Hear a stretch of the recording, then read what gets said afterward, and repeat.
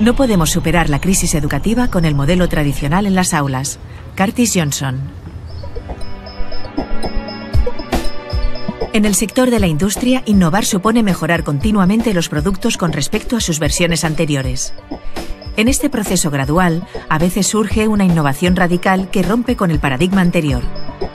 Se trata de una innovación disruptiva, algo que obliga a la industria a cambiar sus esquemas y a adaptarse para no morir. Curtis Johnson, consultor educativo, le explica a Punset que la educación está viviendo un proceso de innovación disruptiva que, con apoyo de las plataformas digitales, revolucionará la manera de aprender en las aulas.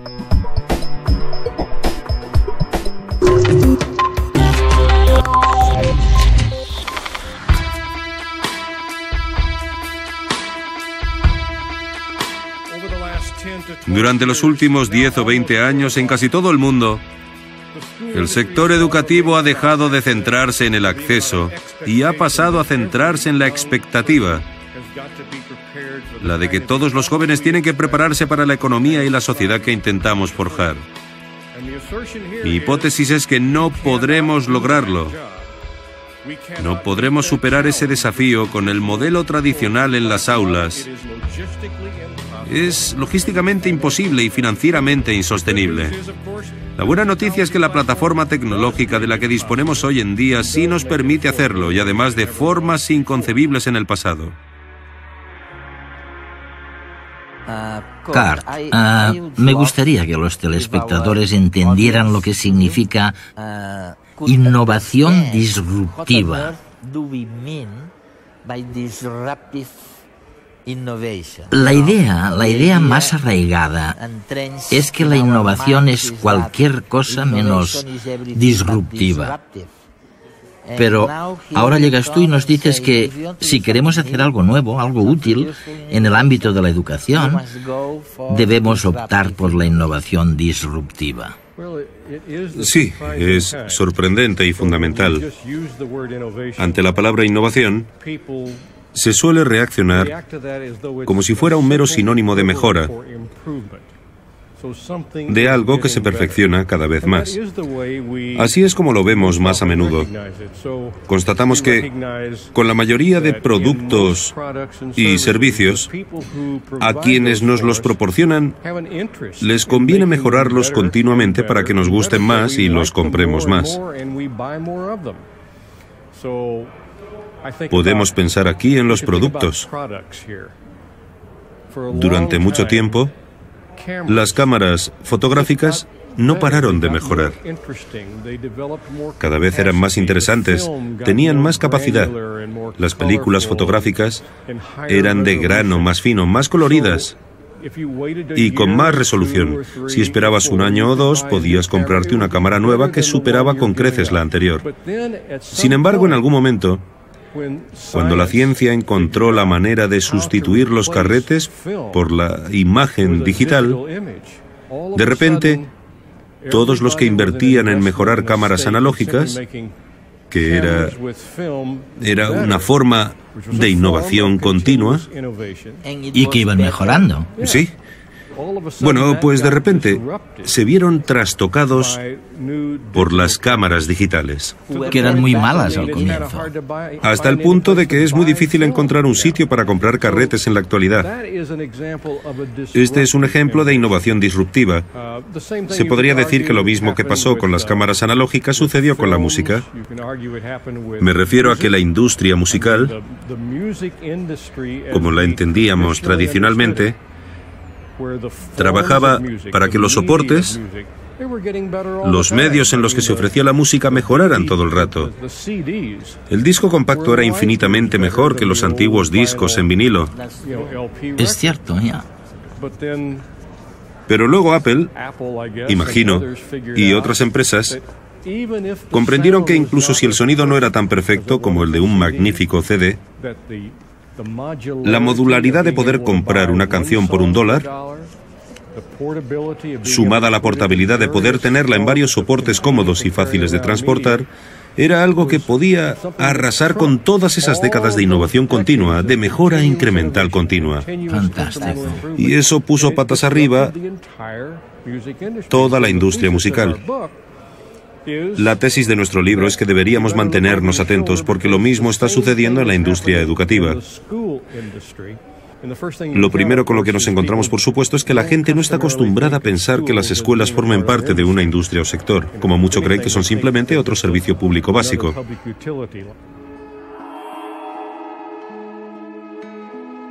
Los libros.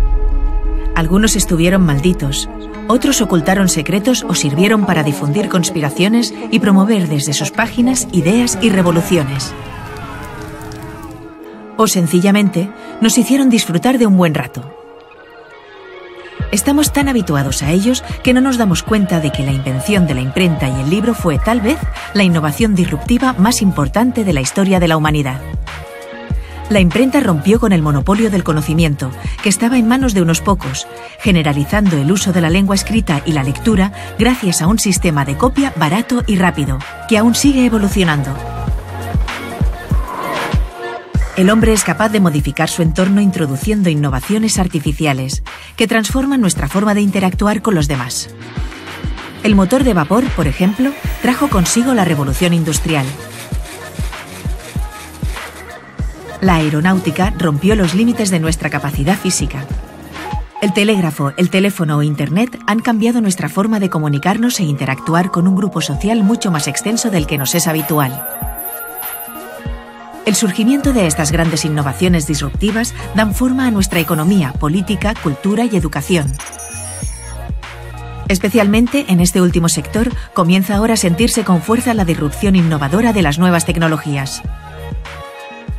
Los modelos anteriores pervivirán, al menos por un tiempo, pero el futuro es siempre inesperado y el cambio algo imparable. Cuando presento todos los ejemplos de innovación disruptiva, mis interlocutores me escuchan atentamente y luego casi siempre me dicen, o si no lo dicen, lo piensan. Muy bien, pero ¿qué tiene que ver esto con la escuela? Entiendo lo que dices sobre la innovación disruptiva en la industria, pero ¿cómo se relaciona con el ámbito educativo? La escuela es distinta. Aunque me fuerces a pensar en la educación como una industria, los colegios son otra cosa. Mi respuesta es que claro que lo son. El sector educativo depende de los entresijos políticos más que cualquier otra empresa o cualquier otra industria, sin duda. Las escuelas tienen mucha presión para conseguir recursos para funcionar. Pero ese no es el quid de la cuestión. Lo más importante es que el modelo vigente en el sector educativo está casi completamente desvinculado de la realidad del siglo XXI. Perdonadme ahora si exagero un poco, pero según el modelo que sigue siendo dominante en la mayoría de escuelas del mundo, al entrar en el aula casi parece que el conocimiento sea algo escaso, difícil, prácticamente imposible de obtener, a no ser que tengamos a un adulto debidamente cualificado de pie frente a un grupo de jóvenes que le escuchen solícitos, dispuestos a anotar en sus cuadernos cualquier dato supuestamente de valor. Pero los alumnos saben que no es así. El conocimiento es ubicuo. Pueden entrar en Google para buscar una respuesta y llegar a ella mucho más rápido que nadie en esta sala.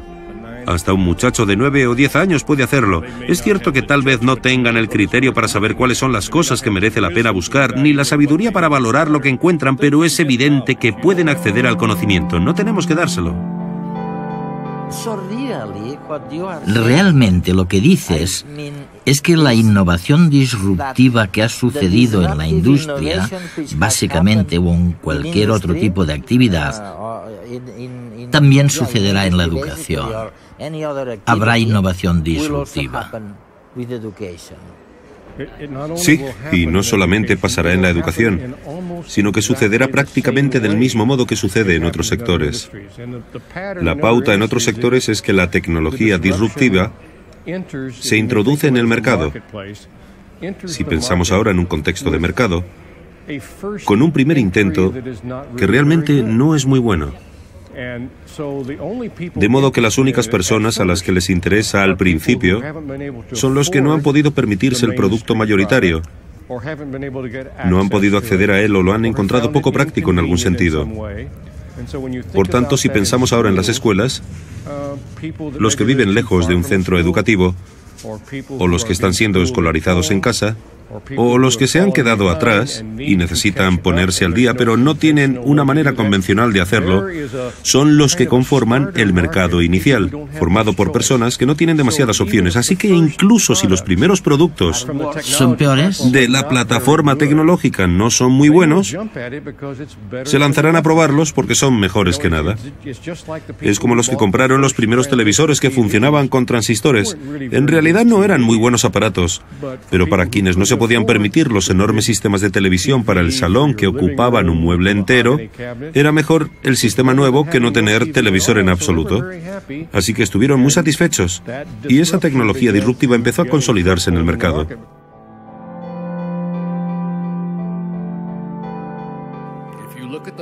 Mirando el modelo de aula dominante, uno podría pensar que todos los alumnos aprenden las mismas cosas de la misma manera, el mismo día, en el mismo lugar y al mismo ritmo. Hay quien lo describe como un autobús que va por la carretera hacia el instituto y que está programado para detenerse únicamente en ciertos lugares, en paradas durante un tiempo concreto.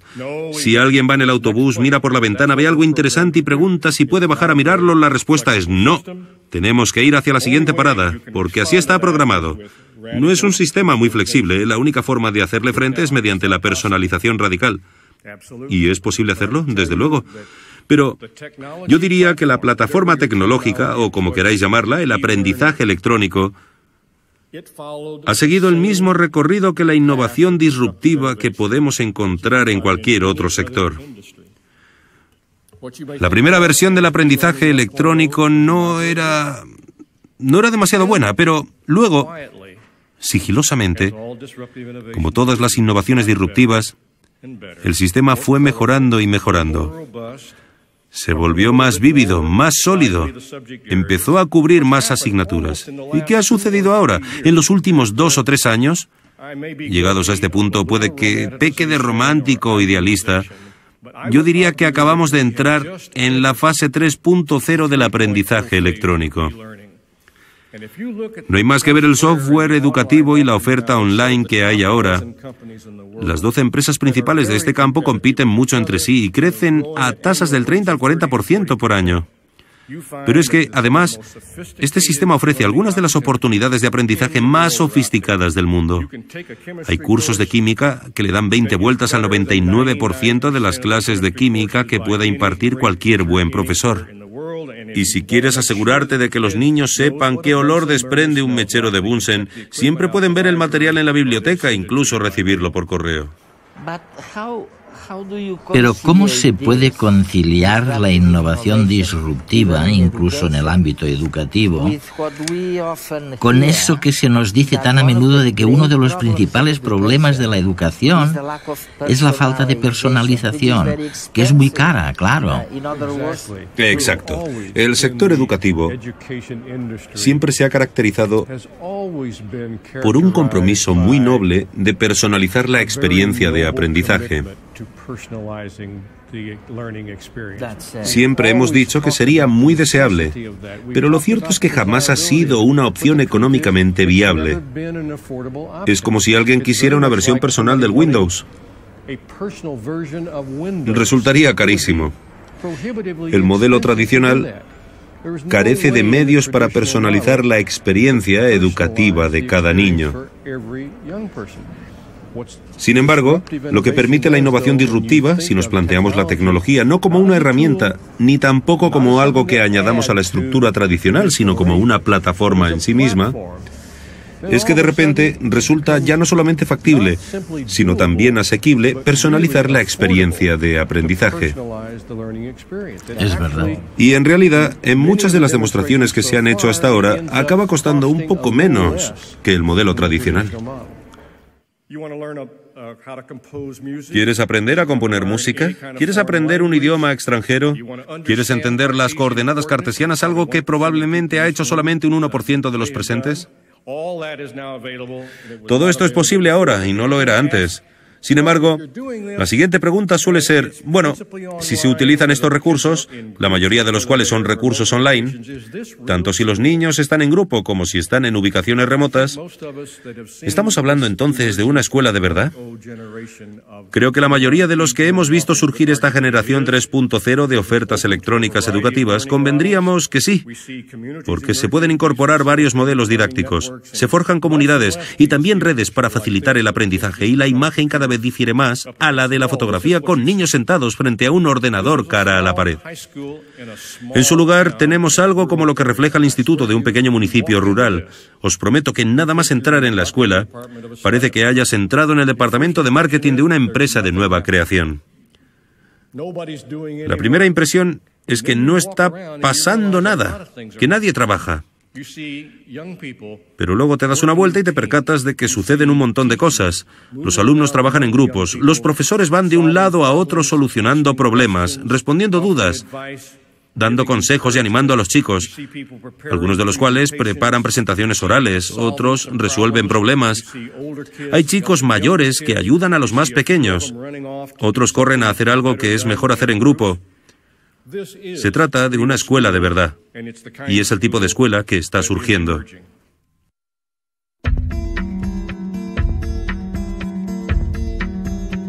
De alguna manera, el modelo vigente en el sector educativo está casi completamente desvinculado de la realidad del siglo XXI.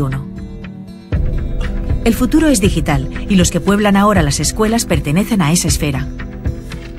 El sistema educativo está en crisis por muchas razones, y su modificación paulatina es demasiado lenta para la disrupción que las nuevas tecnologías está introduciendo en las aulas. Es difícil seguir adoptando el modelo de una clase estática con un profesor al frente de un grupo de alumnos que lo escuchan atentos anotando en sus libretas. El cambio está rompiendo la jerarquía profesor-alumno por un sistema más cooperativo entre los estudiantes que trabajan en equipo y se supervisan entre sí bajo la mirada del maestro. Las nuevas tecnologías nos están desvinculando progresivamente de la escuela como centro de conocimiento, por un sistema más abierto, el de Internet, en el que una información muy dispar es accesible desde cualquier punto del planeta. El aprendizaje de la nueva generación también debe ser fluido y multidimensional. El uso de las nuevas tecnologías ha acostumbrado a los alumnos a mezclar conocimientos y no responden bien a nuestra manera lineal de presentarles las cosas. La tendencia en educación es hacia la personalización. El alumno mismo elegirá la información con la que desee trabajar y administrará su ritmo de aprendizaje bajo la supervisión de un tutor, quien habrá de seguir también el desarrollo emocional de sus estudiantes. Por último, el aula perderá su entidad física. Ahora podemos aprender online química desde cualquier lugar del mundo y en el mejor de los laboratorios, hacer una excursión al Museo de Historia Natural de Londres o aprender a tocar un instrumento musical desde casa. Aún más, podemos compartir nuestra experiencia con los demás gracias a Internet. No hay duda de que el nuevo sistema presentará problemas y tendrá que solventar dificultades. Pero el futuro está en manos de las nuevas generaciones y debemos apoyarlas a que descubran su potencial.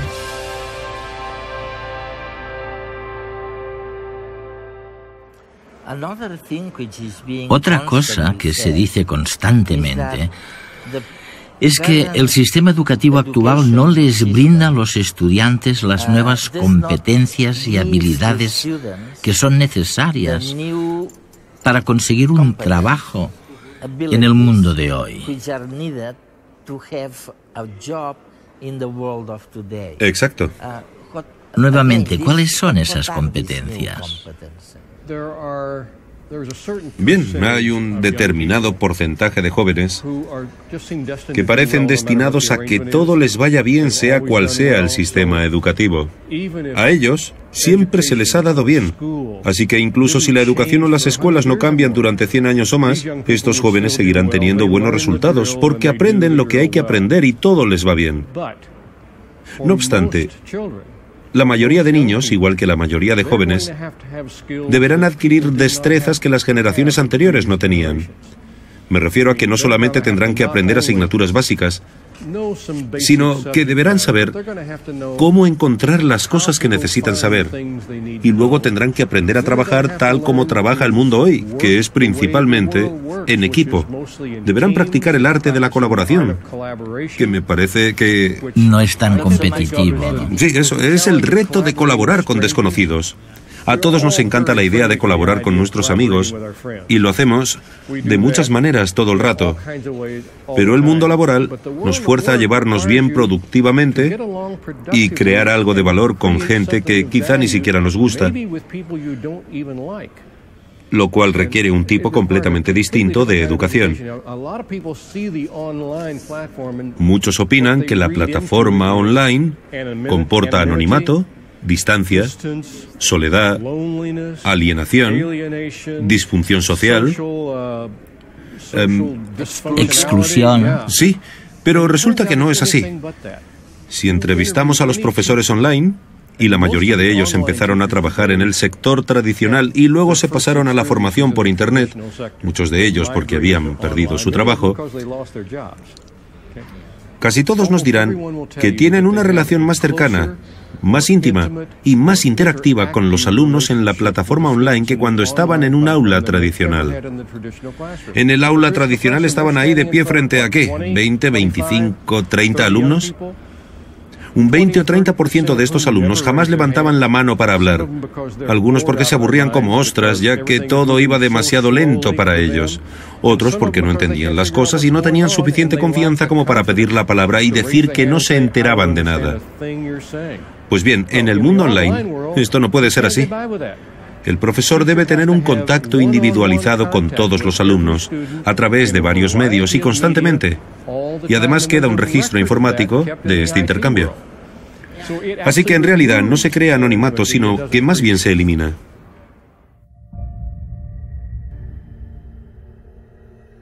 El 28,4% de los jóvenes españoles abandonan sin finalizar la enseñanza secundaria.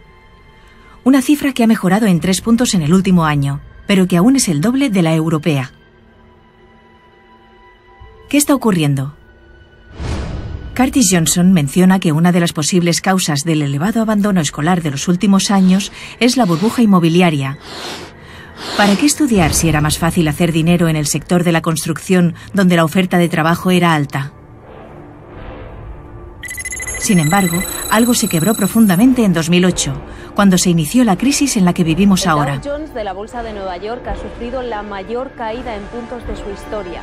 La burbuja explotó y la tasa de desempleo juvenil española alcanzaba en el primer trimestre de 2011 un 43,6%. Toda una generación perdida con pocas posibilidades de labrarse un futuro en España, o incluso fuera de España, porque nuestro nivel de idioma sigue siendo una barrera.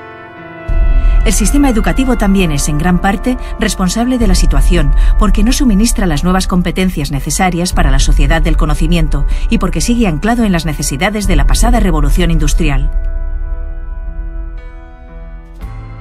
La sociedad actual no puede permitirse este nivel de deserción escolar.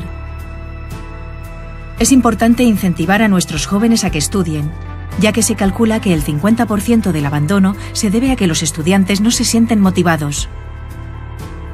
Sencillamente, se aburren en clase. El problema al que se enfrenta la educación no solo en España, sino en todo el mundo, es cómo recuperar a ese colectivo de jóvenes. Para ello, tendremos que adaptar la enseñanza al ritmo y forma de vida que comprenden los jóvenes de hoy.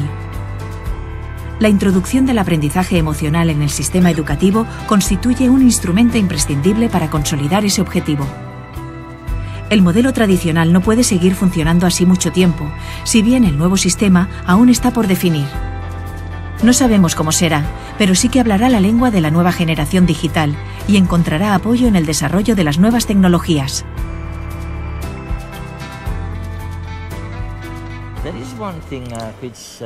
Hay algo que me parece fantástico en lo que dices.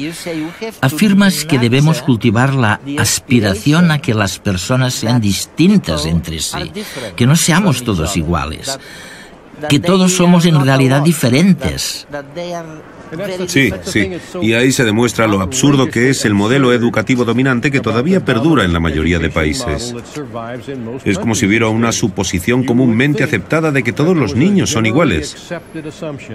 Los educamos igual a todos, les presentamos el material del mismo modo. Y esperamos que todos aprendan las mismas cosas de la misma manera, durante el mismo día y al mismo ritmo. Esta postura no es realista, puesto que no contempla lo diferentes que son los niños en muchísimas cosas.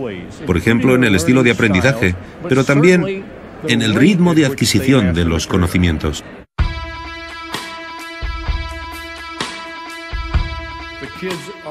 Los niños ya están aprendiendo lo que consideran relevante mediante la plataforma tecnológica en la que viven y respiran. Tenemos dos opciones: o negarlo y oponernos a ello, o aceptar la innovación. Y la razón por la que es importante hacerlo, para volver a lo que dije al principio, es que ninguna nación, ningún país, ningún lugar del mundo puede permitirse el lujo de perder a la mitad de los niños en el sistema. Y la única manera de no perderlos es aceptar la innovación. La plataforma tecnológica nos permite rediseñar la educación de formas inconcebibles en el pasado. Curtis Johnson.